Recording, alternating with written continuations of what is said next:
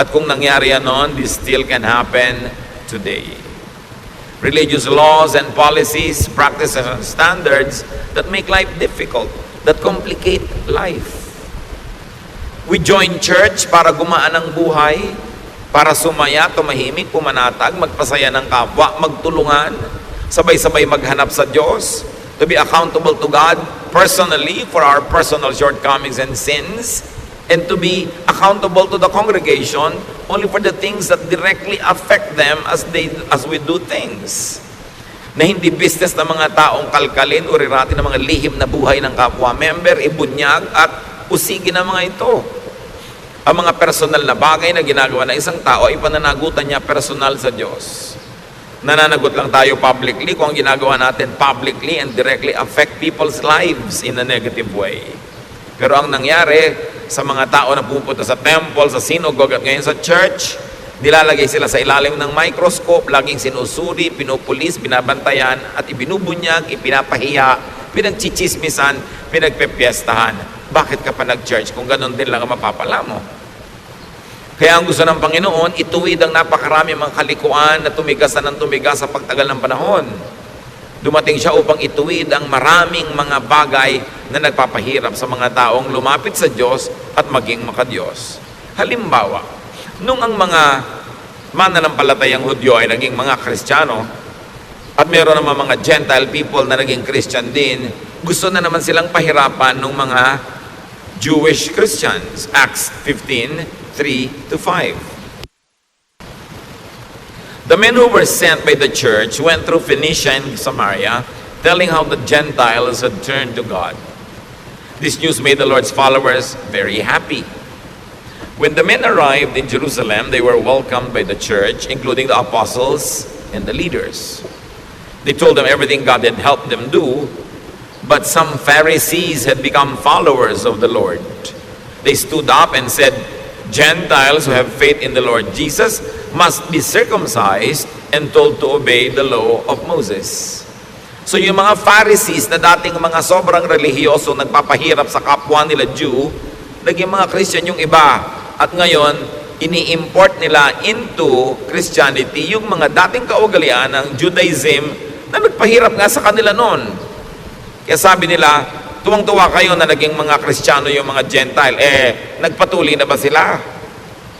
Kailangan i-circumcise sila kahit matatanda na sila kasi yan ang requirement ni Moses. There's a problem here.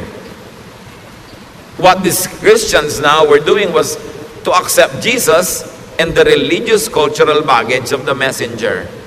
So sabi nila, hindi lang si Jesus na dala-dala natin ang dapat nilang tanggapin, ang atin di mga dati ng mga kaugalian, bago pa dumating yang si Jesus, kailangan tanggapin din nila. Acts 15:6-9. The apostles and church leaders met to discuss this problem about Gentiles. They had talked it over for a long time when Peter got up and said, My friends, you know that God decided long ago to let me be the one from your group to preach the good news to the Gentiles. God did this so that they would hear and obey Him. He knows what's in everyone's heart. And He showed that He had chosen the Gentiles when He gave them the Holy Spirit, just as He had given His Spirit to us. God treated them in the same way that He treated us. They put their faith in Him, and He made their hearts pure. Nilinaw ni Pedro, ako ang tinuruan at inatasan ng Panginoon na unang magturo sa mga Gentiles. At nakita natin, nasaksihan ko at sinabi ko na sa inyo kung paano tayo minahal ng Diyos, ganun nila minahal ang mga Gentiles. Yung binigay sa atin na speaking in tongues, binigay din sa kanila. Yung baptism of the Holy Spirit, binigay din sa kanila. So, ginawa ng Panginoon yon, at dahil sa pananalig ng mga Gentiles na ito, ang puso nila ay nilinis. Anong naganap dito? Napakahalaga mga kapatid. They meet and discuss the matter because that matter was not covered by Scripture nor by precedent. May naganap at nagaganap sa kanilang pananalig na hindi covered ng mga dati na nilang Scriptures kasi walang ganong nangyari nung unang panahon. Gentiles becoming believers. So, wala silang mapagbabasihan na verse kung paano sila makikidil. So nag-meeting sila at pinaandar nila ang kanilang God-given intelligence. Pinaandar nila yung principle of love, principle of acceptance ni Jesus, At naka-formulate sila kung anong dapat gawin dahil nga wala silang verse na pwede pagbasihan. So, pinagana nila ang kanilang intelligence. Now, the believers would not be tied down and limited by their existing and old scriptures because it did not cover this new kind of occurrence. Experience and reason would be used to tackle current issues. At sa pagpapatuloy ng naganap, Acts 15:10 to 11, now why are you trying to make God angry by placing a heavy burden on these followers?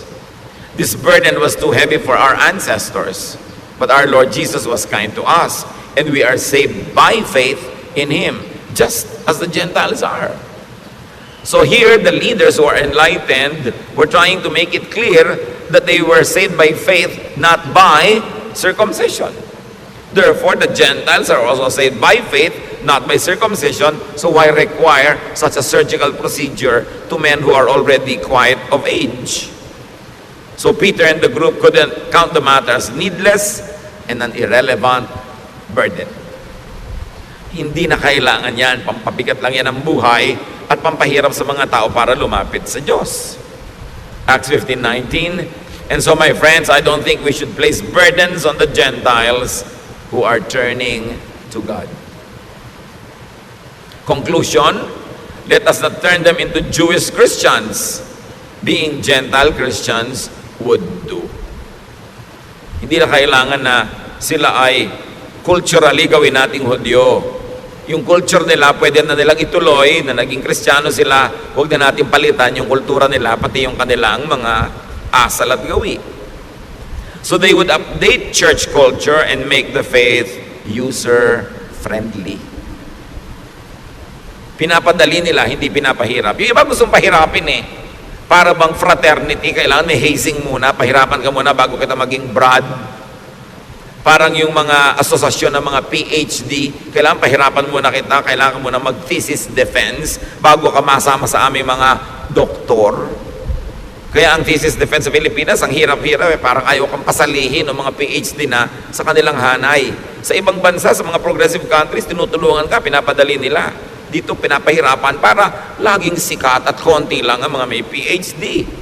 So ganun din yung mga maraming relihiyoso, pinapahirap nila para maangat sila, pinapakonti lang nila yung pwedeng mapasama sa kanilang mga hanay.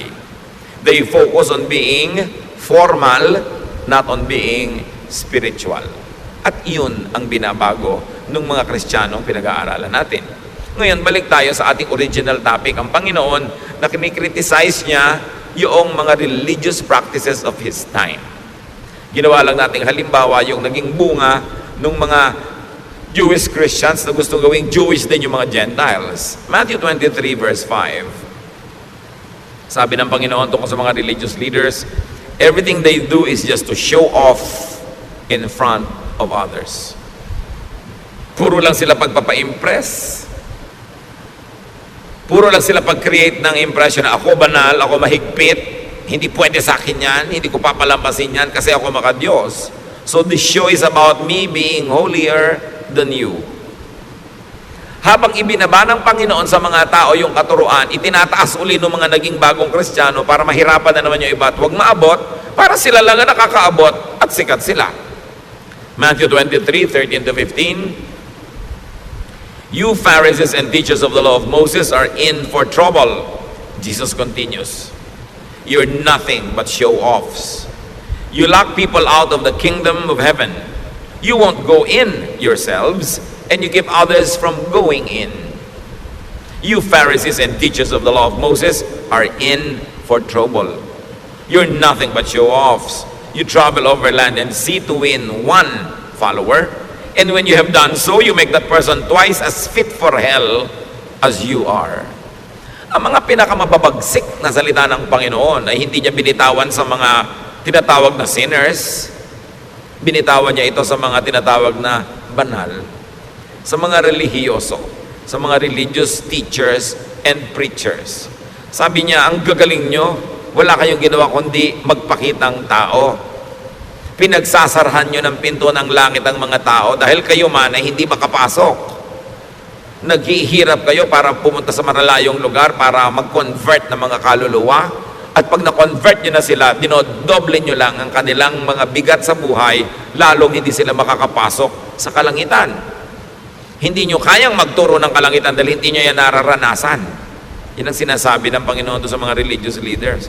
Puro kayo bawal, puro kayo mga paghuhusga, puro kayo mga pagpupwera, pagmamataas, pagmamalaki, puro mga pagpapalabas na kayo mga magagaling at mga matatalino at mga banal. Pero sa pagtuturo nyo sa mga tao, hinahawan nyo sila sa inyong mga ugali. Kaya sila man, tulad nyo, hindi makakapasok sa langit. Teachers could, according to Jesus, lock people out of the kingdom of heaven by showing them the wrong door, the door of ritual and other non-essentials. By making them follow invented requirements that will forever render you sinful. Hindi pwede, hindi kasya kahit kailan. Teachers could not go into heaven themselves by not following their own teachings or the truth they know. In their minds, they know the way to God, but in their practices, they don't do it. So hati sila. Iba yung iniisip, iba yung ginagawa.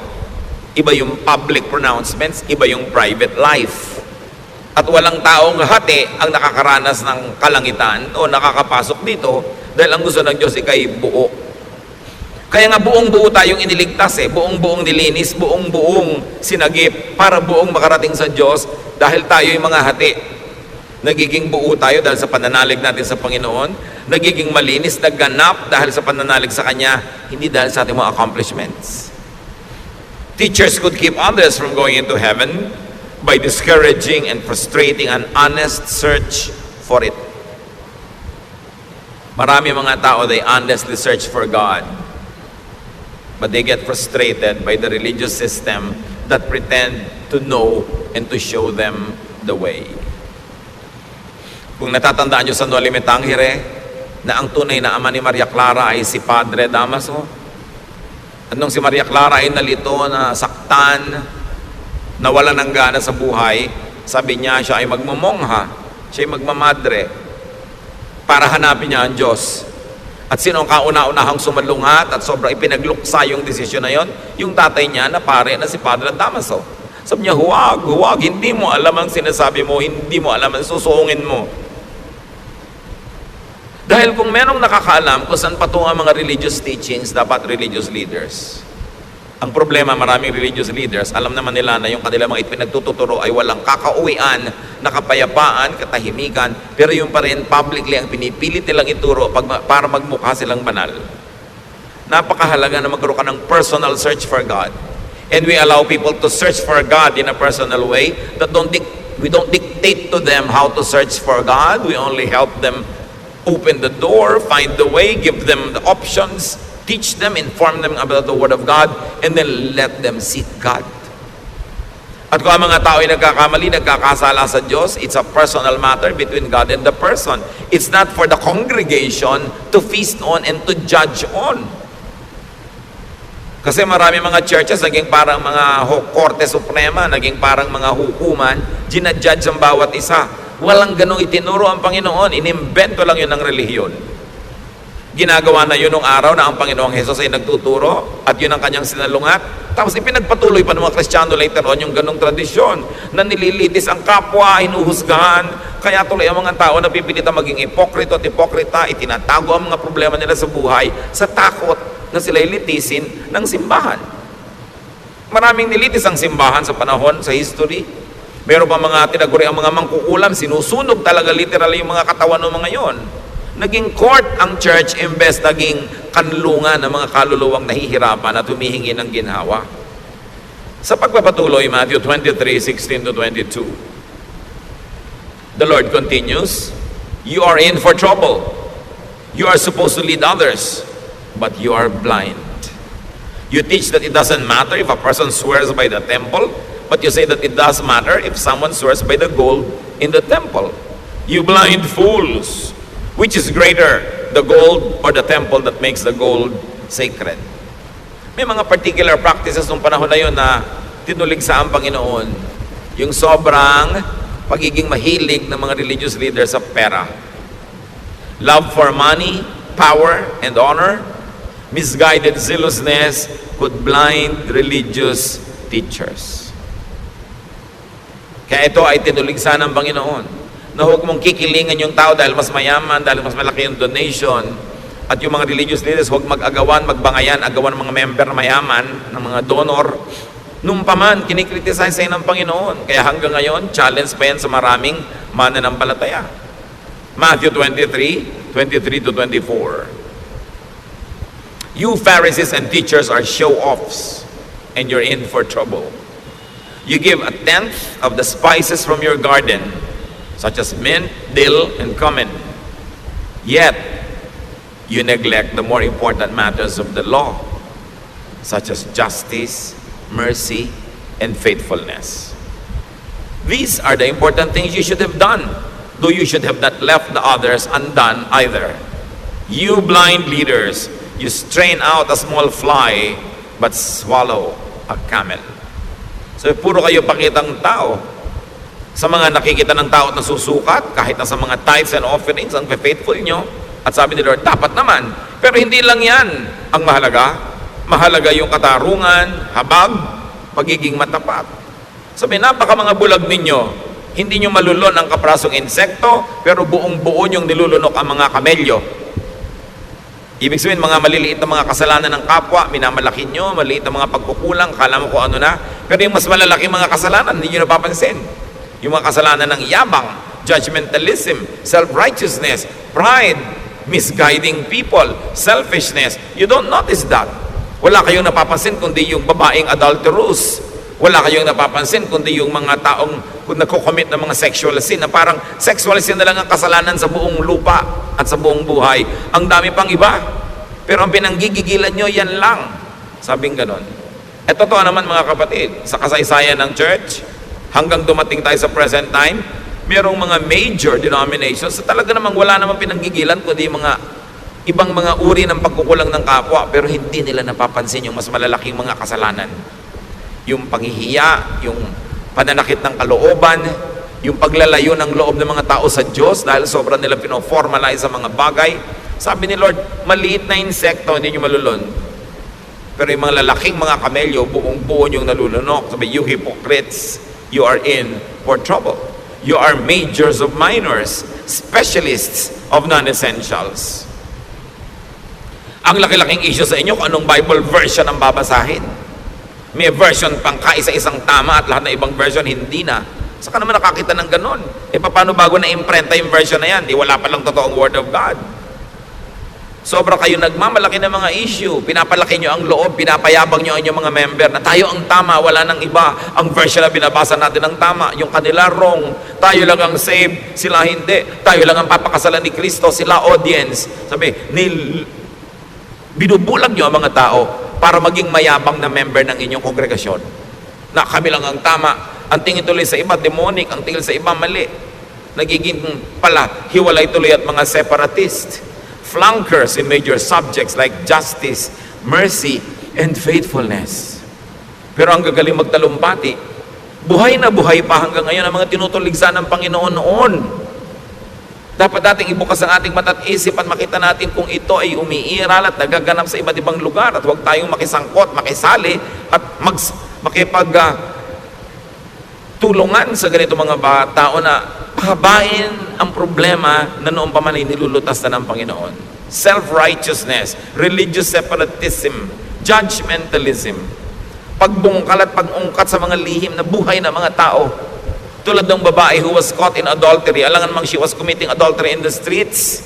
She probably was doing it in her own home, in her own house. And that people entered that house and dragged her out. Nung dinala sa Panginoon, gusto nilang batuhin. Hindi naman ipinabato ng Panginoon. Sabi lang niya, o sige, yun na lang perfect sa inyo, yung walang kasalanan, magsimula nang bumato. Although it was required by the law of Moses to kill that woman by stoning her. But the Lord said, di ba? Sabi ni Lord, I am the light of the world. Kaya ako dumating para tapunan ng liwanag yung mga religious baggage ninyo na ginagawa kayong mga malulupit sa kapwa. Akala nyo kinakatuwa ng Diyos. Tuwang-tuwa kayo, ipinagbubunyi ninyo na pagpiestahan ng mga kasalanan ng iba para yung mga kasalanan nyo ang huwag matingnan. Binovolunteer nyo na lang na lahat magtinginan sa kasalanan ng iba. Sabi, hindi ganyan. And so nobody dared to stone that woman because nobody was qualified. Alam nyo ang ginawa ni Lord na qualification to judge? Perfection. Sabi niya, o sige, sabi pala ng law of Moses, babatuhin ang babaeng makasalanan. Batuhin na, mauna na lang yung walang kasalanan. Wala naman ng ahas because nobody was perfect. Mga kapatid ko, hindi kayo perfect, stop judging others. Kahit sa congregation, yung mga kasalanan lang ng church brothers and sisters natin na kailangang i-deal, yung kasalanan that directly and effectively and practically affect us. Halimbawa, treasurer ng church, itinakbo niya yung fund. Affected tayo lahat. Dapat talaga i-deal yun. Pero anong pakialam niyo kung sinong ka-date niya kahapon? That's between her and God. No? Anong pakialam niyo kung anong nakaraan niya? That's already charged on the cross. Anong pakialam natin sa private lives ng mga tao hanggat hindi tayo directly affected in a practical way? Yan ay tinuturo ng Panginoon. Anong pakialam nyo dito sa babaeng ito? It's between her and God. Dahil kung talagang gusto ng Lord na papatayin yung babaeng yun at sundin yung batas ni Moses, ba't di niya pinabato? At kung babatuhin din lang pala yung babae, ba't pa dumating ang Panginoon sa mundo para tayo iligtas? Para tayo patawarin at linisin? Hindi lang tayo inililigtas sa impyerno at sa mga impakto. Inililigtas din tayo sa mga relihiyosong sobrang makialam sa buhay ng kapwa na gusto nilang parusahan yung mga taong gumagawa ng mga private sins. Kung gusto mo maging banal, magpakabanal ka. That's good. That's best. That's commendable. Pero huwag mong sukatin yung kapwa mo sa iyong pamantayan. Huwag mong pilitin yung kapwa mo na maging kasing banal mo. Your life is your business before God. At pag tinanggal mo yun sa iyong ugali, sasaya ang church. Hindi para konsintihin natin ang isa sa mga kamalian, but you always say, God is not yet finished working on this person. Kung ang mga kasalanan niya ay napaka-private, bakit ko kakalkalin? Ang iintindihin ko yung kasalanan ko, yung kalinisan ko before God. And I will pray for the person. I will give counsel kung hinihingi niya. Bibigyan ko ng payo kung hinihingi niya. Bibigyan ko siya lagi ng inspirasyon, ng magandang halimbawa sa pamamagitan ng buhay ko. But I will not lecture. I will not judge. At hindi ko siya ititiwalag dahil lang kulang siya. Dahil pag lahat ng kulang tiniwalag, walang matitira. Gusto ni Lord ituwid yung religious customs ng mga tao. Na kumbaga pag religyoso ka, nakakasakal kang kasama, ang hirap-hirap mong kasama sa buhay dahil bantay ka ng bantay ng kasalanan ng iba. Lagi kang may points, may scoreboard. That's not what the Lord wanted. Sabi niya, I came that you might have peace. Sabi niya, don't worry, I have overcome the world. Your sins are charged to me, and I am the judge. Don't judge each other. I will judge. Ngayon, kung kayo yung babae na nagkulang at nagkamali, di nyo ba ikakatuwa na ang Panginoon ang judge? Gusto nyo ba na yung mga churchmate nyo ang judge? At kung hindi nyo gusto na i-judge kayo ng churchmates, don't judge your churchmates. Let Jesus judge them. And up to now, Jesus is still Savior, not yet a judge. So bakit natin siya uunahan? Now, religious fanatics could be unjust, merciless, uncaring, and cruel because they kill the opposition or the competition. May mga congregation naman kaya mahigpit, marketing lang nila yon. Para i-market nila ang sarili nila, maka-Diyos, godly, mahigpit. So sa amin kayo mag-member, huwag yan sa mga maluluwag na yan, walang mangyayari sa buhay nyo. Pero subukan nyo mag-member doon, sa ganun kahihigpit. Subukan nyo lang. Maglingkod kayo ng 20-30 taon. Tama ang hairstyle nyo, yung gupit nyo, yung haba. Tama ang headline ng inyong damit. Tama ang lahat ng ginagawa nyo. Subukan nyo magkamali after 20 years ng paglilingkod. Sisipain nila kayo. Promise. Tatanggalin nila kayo, ititiwalag nila kayo, kakalimutan nilang kapatid nila kayo. Alam nyo, ang pinakamakalimot, mabilis makalimot ng magandang pinagsamahan, mga Kristiyanong mahihigpit. Ang tagal-tagal mong brother and sister in the Lord, subukan mong madapa, magkamali, kauna-unahan silang lalapa sa'yo. Mahirap sila mga kaibigan. Kasi, you're only a friend as far as you are holy. Pag nagkamali ka na, hindi na. Mabuti ng mabuti kung kaya mo maging holy 100% of the time. Kaya yung iba, nagpe-pretend tuloy. Nagpapanggap sa takot na matiwalag. Sa takot na mapagpiestahan, ma-bulletin board, mapulpito, maipahiya. Religious fanatics could be unjust because they think that killing for religion pleases God. Katulad nun, yung mga tao, papatayin nila yung babae.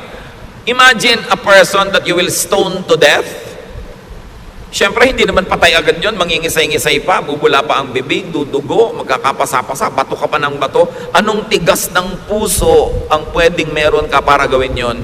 At bakit mo sasabihin galing sa relihiyon o galing sa Diyos yung tigas ng puso na yon? Liban na lamang, you were brainwashed by religion to think that God is pleased when you kill somebody because that somebody fell short of God's glory. But you can kill somebody in many ways. Hindi mo na kailangang batuhin ng tao. Pagchismisan nyo lang is a kind of murder.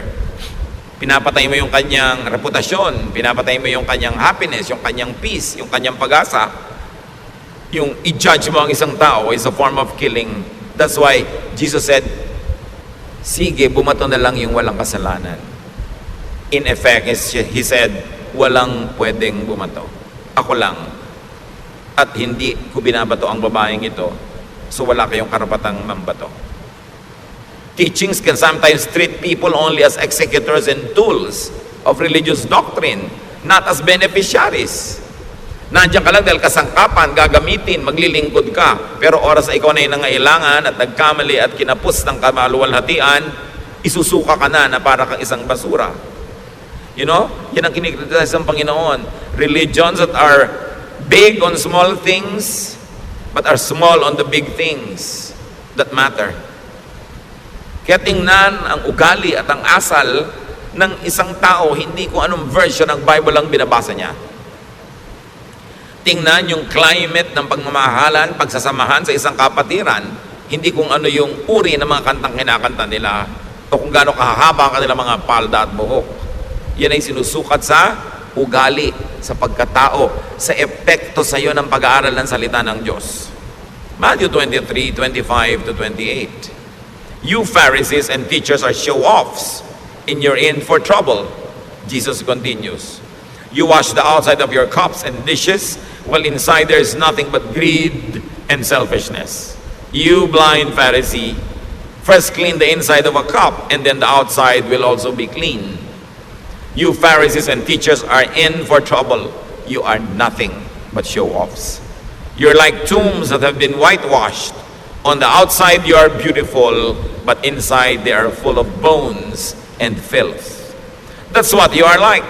Outside you look good, but inside you are evil and only pretend to be good. Can you imagine these words coming out of the mouth of the Son of God? Sabi, akala nyo ang gaganda nyo, ang lilinis nyo, ang gaganda ng costume nyo. Tama-tama ang mga haircut nyo, ang inyong mga style, pero mga bulok kayo sa inyong mga kalooban. Dahil puro pakitang tao lang ang inyong relihiyon. Hindi kayo marunong magmahal, hindi kayo marunong umibig. Napakalulupit ninyo sa mga taong itinuturing ninyong kulang sa kabanalan. So there's form more than substance. There's appearance more than truth. Therefore, it results in internal division, disunity, discord, and oneness. Therefore, there will be no heaven in such people's lives. Kawawa ang mga tao na nadadala, nahihikayat at sumasanib o kaya umaanib sa mga relihiyong hindi mapagkandili, hindi maibigin, judgmental at mga self-righteous. Kasi buong buhay, habang nandun ka sa ganung kongregasyon, ang pakiramdam mo nakatungtong ka sa dulo ng sibat, denumero ang lahat ng kilos mo at lahat may score. At pag nagkulang ka na, sorry ka na lang, no matter if you're 30 years na nandun. Matthew 23:29 to 33, you Pharisees and teachers are nothing but show-offs, and you're in for trouble. You build monuments for the prophets and decorate the tombs of good people, and you claim that you would not have taken part with your ancestors in killing the prophets. But you prove that you really are the relatives of the ones who killed the prophets. So keep on doing everything they did. You are nothing but snakes and the children of snakes. How can you escape going to hell? Can you imagine? Sabi ng Panginoon dito sa mga religious leaders na ito na walang itinuturo kundi mga pagbalat kayo, mga ahas kayo. Wala kayong iniwan sa mga anak lang ng ahas. Paano kayo makakataka sa impyerno? Kawawa ang mga makikinig sa inyo, idadamay nyo lang sa isang magulo, mahirap at mapagkunwaring buhay, at hindi nyo sila mapapayagang pumasok sa kalangitan o maranasan ang kapayapaan sa buhay dahil wala kayong gagawin kundi tadtarin ang buhay nila ng mga requirement nyo na imposibleng masunod all the time. Pinapagaan ng Panginoon ang buhay ng mga tao, pinapadali niya ang pagpasok sa Diyos. So napakahalaga. Prophets teach people new applications of old truths. Kasi you kill the prophets. Sasabihin nyo pa ngayon, kung nabuhay kayo noong unang panahon, hindi kayo sasama sa pagpatay sa mga propeta ng Israel. Pero sabi niya, sa asal nyo, halatang halata, mga apo kayo, no, mga pumatay sa mga propeta. Kasi pareho kayo na ugali. Alam nyo po, napakaraming propeta sa Israel, pinatay ng mga Israelites sa isang malagim na mga paraan. Sari-saring mga pahirap ang inabot ng mga propeta. Akala nyo ba, laging ikinalang ng mga propeta? Pinapatay ng taong bayan sa pangunguna ng religious leaders. Why? Because prophets teach the people new applications of old truths. Pinapalaki ng mga propeta ang pananaw ng mga tao paano maiintindihan yung original na mga itinuro ng Diyos na freeze na, naging fossil na, hindi na bagay sa panahon. So binibigyan ng mga propeta ng mga bagong reading, mga bagong interpretation para ang tao lumaya, hindi para ikulong ang tao, para padaliin ang buhay, hindi para pahirapin, at natetreten yung mga religious leaders dahil yung mga prophet, makapakinggan ng mga tao, bumaba ang kita ng templo, bumaba ang kita ng mga synagogues, kaya pinapatay nila yung mga prophets, because prophets bring new revelations, and prophets are not known for being conservative. Ang mga conservative, yung mga Pharisees, walang papalitan sa ating mga pamamaraan, walang papalitan sa mga nakaugalian natin, walang iibahin. Sila yung conservative. They like to conserve the system. Why? Because they benefit from it. Walang iibahin. Baka pag naiba pa yung timpla, mawala pa yung aming pagiging bida, kami ang may control, kami ang lahat ng pinagsasanggunian, kami ang merong say sa lahat ng bagay, baka maiba pa. Kita niyo yung mga propeta like John the Baptist, he was never conservative. He is what you might call jeprox. He is what you might call, wow, bakit ganito? Ibang-iba yung suot niya sa mga nakasanayan. Wala po mga propeta noon na sumang-ayon sa mga matatandang kaugalian na inabot nila. Lagi silang a new voice, a fresh wind. That's why they were killed. Prophets are emergent. Sila yung bagong sibol. They shake and threaten the system. They are not keepers of the dominant system. Pag sinuri nyo ang mga prophecies, ang mga ginagawa ng mga prophet, hindi sila tagapag-ingat ng mga datit lumang kaugalian. Nagladala sila ng mga bagong pananaw, mga sariwang hangin na umiihip mula sa disyerto para bigyan naman ng sariwang buhay yung mga tao. Ngayon, yung mga Pharisees, the religious leaders, are dominant or recessive. Tatlong bagay lang naman yan na pwedeng katayuan ng isang institusyon. Ikaw yung dominant, nag-ahari, ikaw yung recessive, papalaos, o ikaw yung bagong sumisikat, emergent. And in the scheme of things, the prophets were always emergent. Bagong ideya, bagong application, paglalabas sa mga dating mga kahon, pagpapalaya sa mga dating mga tali, yun ang ministry ng mga prophets. Yung church system, sila yung dominant. Sila yung nag-ahari. At dahil nag-ahari sila, they are conservative. They don't like to change anything dahil baka pag napalitan, mawala yung kanilang pag-ahari. So they fight for dominance and survival. Kaya kung may mga dalawa o tatlong mga dominant group, sila yung naglalaban-labanan kasi ang tingin nila sa mga kaluluwa, market, agawan ng kliyente at customer. At hanggang ngayon, nangyayari yan mga kapatid. Kompetisyon ng mga denominasyon, kompetisyon ng mga relihiyon, paramihan ng member, paramihan ng donor, at walang papalitan dahil nakikinabang yung mga nakaupo at nakaluklok sa present system. The Lord Jesus Christ would never be identified with conservatives. When the Lord Jesus Christ was born, napaka-unconservative ng paraan siyang naipanganak. Napaka-kakaiba, new, revolutionary. At ang mga katuruan niya, napaka-revolutionary. Kung sino yung mga makasalanan, doon siya nakisalamuha. Kung sino yung mga relihiyoso, doon siya umiwas makisalamuha. Kung sino yung mga tinuturing ng mga latak ng lipunan, mga walang sinabi, walang pinag-aralan, yun ang ginawa niya mga disciples. Hindi siya conservative, ever. And I will never be glad to be called a conservative. Kasi lahat ng mga pagbabago sa mundo, sa technology, sa kabihasnan, maging sa espiritualidad, it was always brought about by the new wind of new prophets. Yung reinvention of old truths so that now the people will benefit from it and the people will not be enslaved having to follow a system that no longer works. Nagpapalaya, nagpapalaki ng isip, nagpapaluwag ng buhay, nagpapaluwag ng hininga. Yung mga conservative nagtatali, naggagapos, nagkukulong dahil nakikinabang sila na sila lang yung nangunguna. Matthew 23, 34 to 36. Sa pagpapatuloy ng Panginoong Jesus, I will send prophets and wise people and experts in the law of Moses to you. So future tense pa, sabi ng Panginoong Jesus, padadalan ko kayo ng mga propeta, padadalan ko kayo ng mga matatalinong tao, yung mga tunay na magpapalaya sa inyo, but you will kill them or nail them to a cross or beat them in your meeting places or chase them from town to town. That's why you will be held guilty for the murder of every good person. I can promise you that people living today will be punished for all these things. Sabi niyo, alam nyo, padadalan ko pa kayo ng mga magtuturo pa sa inyo, mga bagong ideya, nakakapagpalaya, nakakapagpaluwag ng buhay, pero alam niyo ang gagawin nyo? Uusigin ninyo, babantaan ninyo, le-labelan nyo ng kung ano-ano mga labels, tatawagin yung mga demonic, evil, etc., etc., at papatayin nyo kung pwede pa. Sabi nyo, mananagot kayong lahat sa ganyang mga gagawin ninyo. May mga nagtatanong, meron pa ba mga prophets ngayon? Why not? Sabi nga ni Lord, I will send pa future tense pa. Those who insist na wala na, they only probably want to control your thought para sa kanila na lang kayo makinig at hindi na sa iba pa. Pero siyempre, kung meron mang ipapadalang mga totoo, lalo namang maraming ipinapadala si Taning na mga false. Kaya dapat sinusuri. Sabi ni Lord, you will know them by their fruits. Tingnan nyo bunga. Ano ba yung tunay na bunga ng isang guro? Hindi lang yung nangyayari sa buhay niya, mga kapatid ha. Yung nangyayari sa buhay nyo dahil nakikinig kayo sa kanya. Yun ang bunga. Lumuluwag ba yung buhay nyo? Nagiging mas mahal nyo ba ang Diyos? Mahal nyo ang inyong kapwa? Mas nakakalaya ba kayo? Pero hindi kayo kinukonsinte sa kamalian?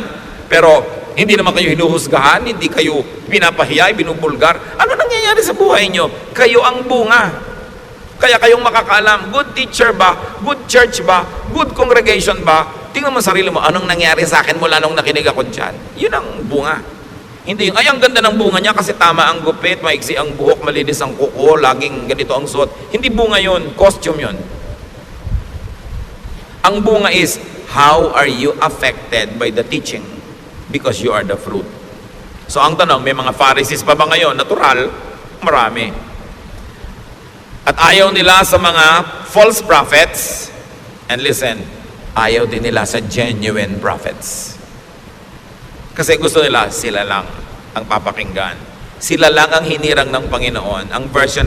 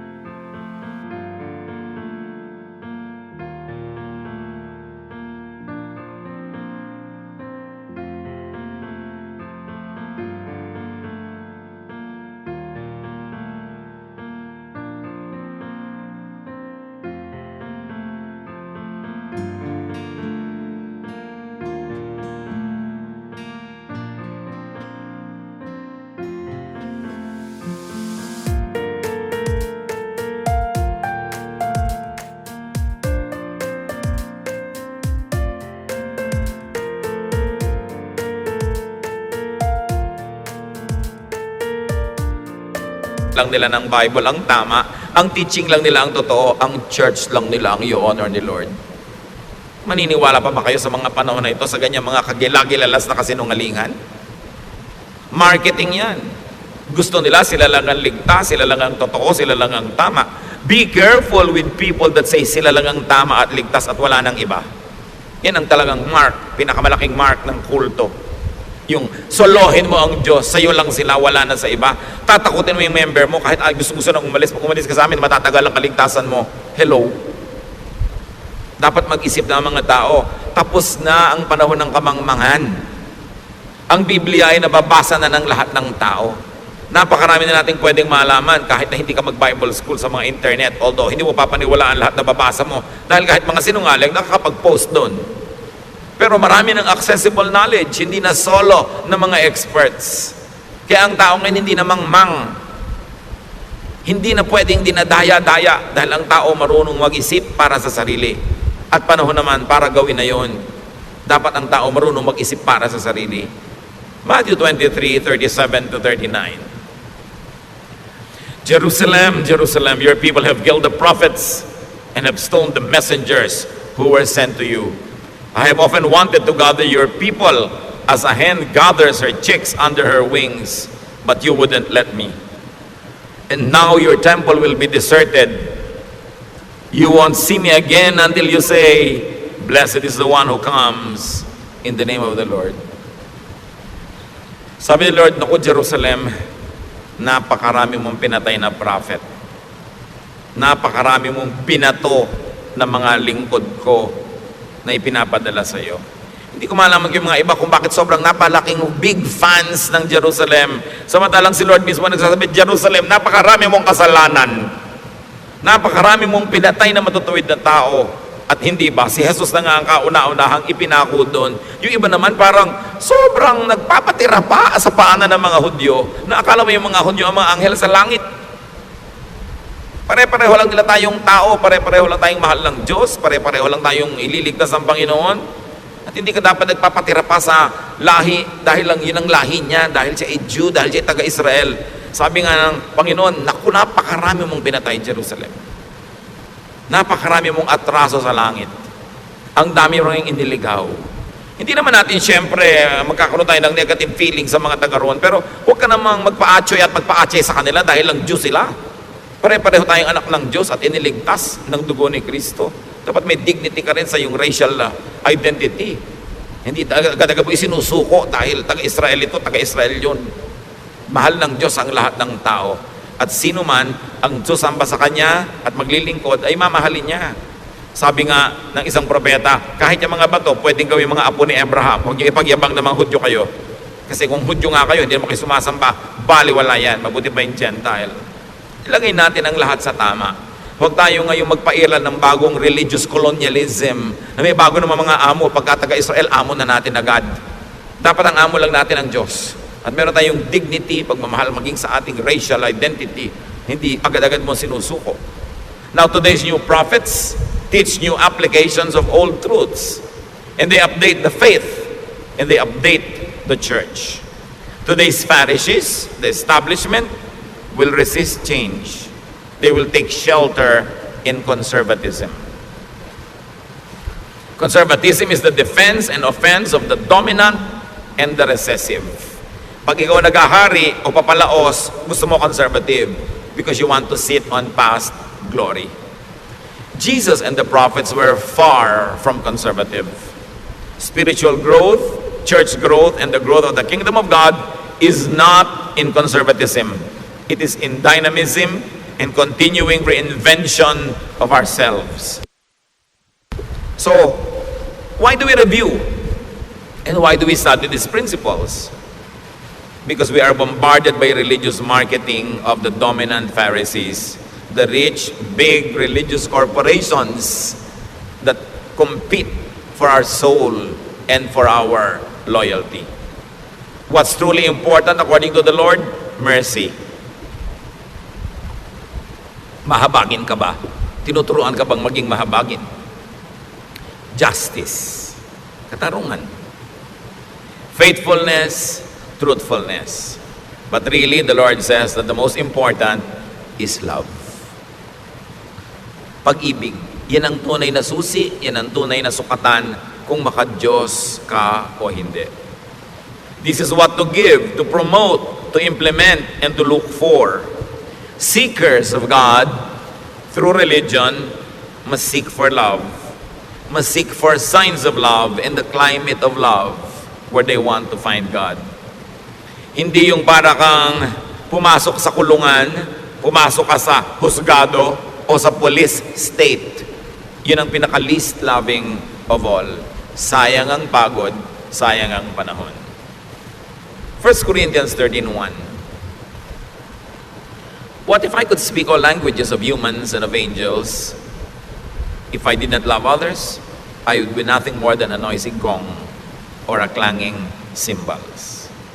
Sabi, ano ngayon, kung marunong ko mag-speaking in tongues, na minamalaki nung araw sa Corinthians yan, sabi ko, hindi ako maibigin, baliwala yan. Para lang akong ingay na walang katuturan.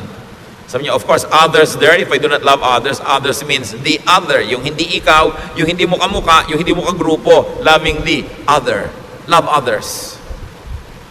Without love, religious eloquence is meaningless. 1 Corinthians 13:2. What if I could prophesy and understand all secrets and all knowledge? And what if I had faith that moved mountains? I would be nothing unless I loved others. So all the seminary education, all the PhDs, all the experience in ministry, without love, prophecy, knowledge, and faith are meaningless. Love pa rin. Hindi nyo hinahanap yung strict church ba ito? Doctrinal ba ito? Ang hahanapin nyo, loving church ba? At ang dadalhin nyo sa church, love din. Kung gusto nyo maging loving yung climate, love.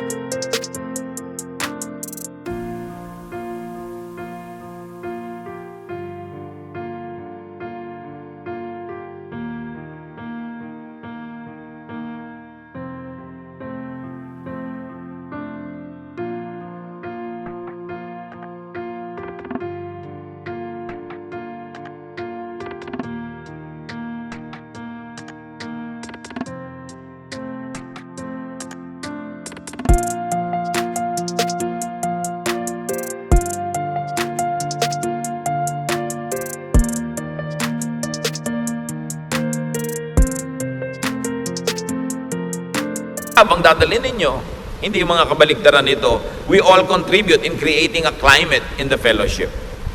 1 Corinthians 13:3. What if I gave away all that I owned and let myself be burned alive? I would gain nothing unless I loved others. Yung mga unloving churches, minamaliit, nililibak nila yung word na love. Pag sa kanila yung love, hippie yan, drug yan, drugista yan, yung mga ano yan, mga wala yan, mga pasawayan. Sa kanila gano'n na ibig sabihin ng love eh. Minamaliit nila yung word na love. Akala nila yung love yung pagiging careless, pagiging bangag, pagiging lasing. In-associate nila sa mga make love, not war, noong mga 1969, 1970. Iniiba nila para lang bulagin yung mga tao about the meaning of love. So ngayon, sabi, hindi kami loving, we are strict. But the point is, Jesus says the most important is love. And love does not mean maging hippie ka o maging drugista ka o maging careless ka o immoral. Huwag nating papababain ang ibig sabihin ng love. Love is understanding your fellow men, giving them time to grow and not judging them while you are continuously praying for them and helping them. That's what love is all about. Without real love for people, charity and sacrifice are nothing. So religious eloquence, religious brilliance, and religious giving are nothing when not done in love and for love of others. For what else could this be done? Halimbawa, charitable ka, eloquent ka, you could also do it for love of self, for self-promotion and self-preservation. 1 Corinthians 13:4-7. Love is kind and patient, never jealous, boastful, proud, or rude. Love isn't selfish or quick-tempered. It doesn't keep a record of wrongs that others do. Love rejoices in the truth, but not in evil. Love is always supportive, loyal, hopeful, trusting. So love doesn't keep a record of wrongs that others do. Keep that in mind. Religious zeal, especially self-righteousness, judgmentalism, and congregationalism could oppose love. 1 Corinthians